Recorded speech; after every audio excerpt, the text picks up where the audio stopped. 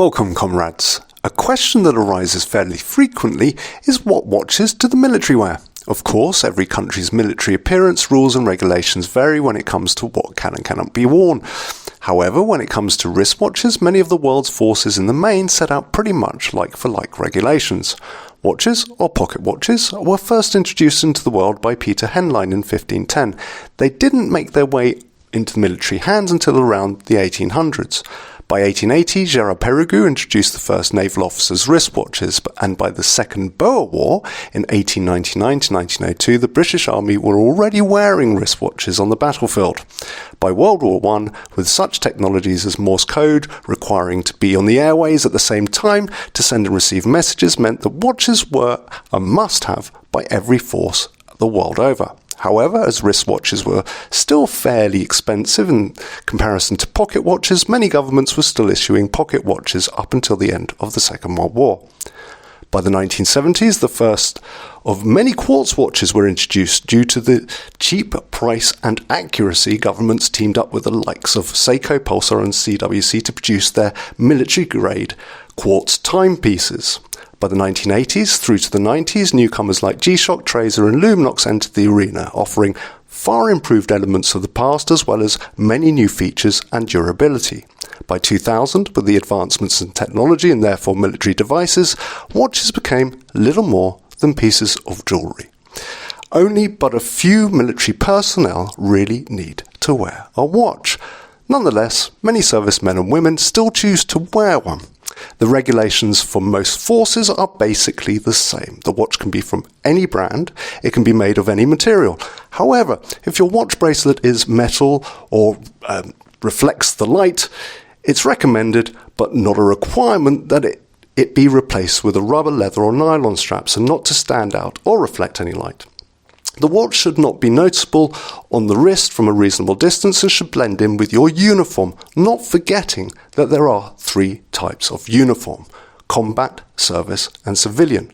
So a big G-Shock, for example, may certainly look the part on the wrist while in camouflage. It won't necessarily look in place on the wrist when in dress uniform on parade. Watches that connect to a smartphone, use Bluetooth, GPS, or record and track any data that can be stored, downloaded, and or shared remotely are not permitted by the majority of forces, or at least within certain proximity of government and military buildings. And watches with compasses are not allowed on most training programs, but are allowed to be worn thereafter. Any flash, luxury, or expensive brand watches are generally not recommended and can be frowned upon. But that all said, there are a handful of watches and watch brands that the likes of the US Navy and Special Forces around the world still recommend. One of these brands, Luminox. So what, you may be asking yourselves, makes Luminox in these instances a more favoured and recommended watch over the likes of, let's say, the tried and tested G-Shock? To answer that question, we have to go back in time to 1917 to 1926. What did the watches of this era have that no other watches until the late 1980s had? Can any of you guess? Yes? No? Maybe? Well, I'll put you out of your misery. Radium self-luminous paint. Well, we all talk about lumen, how bright and long it lasts. Well, radium self-luminous paint, which was first invented in 1908 by Sabin Arnold von Sokotsky, the paint never needed light to charge it. It stayed just as bright 24 hours a day for decades, and this long-lasting luminescence had not been replicated in a non-hazardous, non-heavily radioactive form until about the 1960s, when MB Microtech, which was a chemical company at the time, which later became the watch brand Tracer, produced a long-lasting glow-in-the-dark application. It's staggering to think that it took almost 3 decades for MB Microtech or anyone in the watch industry to think, hold on a minute, should we be using that? By 1989, both Tracer and Luminox developed watches specifically made with the military in mind.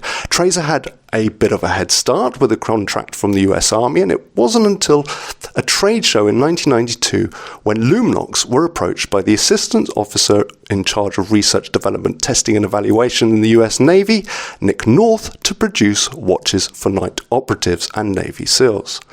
So why is this permanent lume so important? Well, if you are working night shifts on a ship in the middle of nowhere, standing behind floodlights in the dark, or lying camouflage in the woods somewhere, then you are potentially going to need to see the time at some point, and without giving away your position. Apart from the luminescence, Luminox use, as it still does, tried and tested shock resistance quartz movements, as well as pretty indestructible case designs. They might not be as tough as a G-Shock, but they'll certainly give them a good run for the money, and some. The question you may all be asking yourselves is, how the hell does this all fit in with Bear Grylls? Yeah, Bear Grylls. Well, other than his TV Action Man reality shows and appearances, from 1994 to 1997, Bear served in the Territorial Army, with 21 SAS as a trooper trained in unarmed combat, desert and winter warfare, survival, climbing, parachuting and explosives.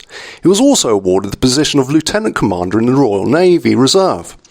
So, though it may initially have seemed a bit of an odd collaboration, it actually makes complete sense. I bet he's just gone up in your estimations. This watch, by the way, has been generously loaned to me by WATCHO via Mr. Rangeman. I will leave links to WATCHO and Mr. Rangeman's unboxing and review on this watch in the description below. This model is the Survival from the Land series. It's extremely different in style from the other Luminox. It has, in my opinion, a bit more of a grown-up appeal about it. The new line does bear some similarities to the new Breitling Endurance Pro, though the Luminox was actually released many months before the Breitling. I actually feel that this model looks more like a modern, cooler adaptation of one of the discontinued Breitling chronographs with UTC, like this Blackbird, while very clearly still being very much its own design. Initially, I didn't like the addition of the compass, but actually it can be extremely handy to have every so often, and you don't obviously have to keep it on the strap all the time. In fact, when you take it off the strap, the watch becomes even smarter. It almost looks like a totally different watch altogether, though the compass is nicely designed and works well. The case does have a plastic look about it, as do so many ceramic and DLC watch cases, and just like a ceramic case, it has that tough, almost metal feel about it. The material's light, but the steel case back and movement definitely add a good balance of weight. Also, if you have noticed in this video, in some lights the watch looks black and perfectly smooth, whereas under bright lights you can see the flecks of carbon through the resin, and it gives a more of a textured look about it. The case back looks nice, but the Bear Grylls and Luminox writing feels a little sharp around the edges, certainly not sharp enough to cut you, and you don't notice it once it's on the wrist. The dial, there are so many different layers and textures to it. It's if someone were to describe it to you without you seeing it, you'd probably think, well, what the hell is that? It must look a complete mess. But it's not. The smooth outer ring with the checkered dial and textured sub-dials seated behind those beautifully crafted charcoal hands looks awesome. And at some angles, in certain lights, it can look quite simple, whereas when you tilt it at another angle, those hidden elements just jump out at you. The strap, if I'm to be honest, I haven't made up my mind about as yet. The rubber's kind of soft and flexible, but kind of firm at the same time. It feels different from other rubber straps I've tried, so I'll have to come back to you on that one.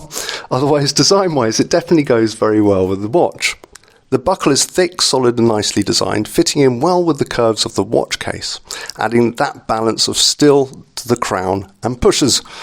The watch measures 45mm in diameter, 51mm if you include the crown, and has a lug-to-lug of 55mm, and it sits very handsomely on my 16.5 centimetre wrist. But that said, always measure the distance across your wrist, so from here to here rather than just around it, to get a more accurate idea on the scale, and therefore how it might sit.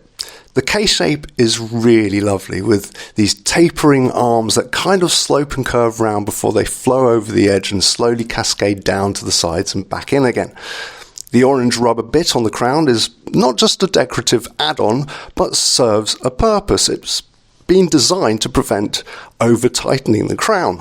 And the contrast of the black with touches of steel from the pushers and crown with the splashes of white and orange on the crown and dial just make the watch pop as you turn your wrist and it catches your eye.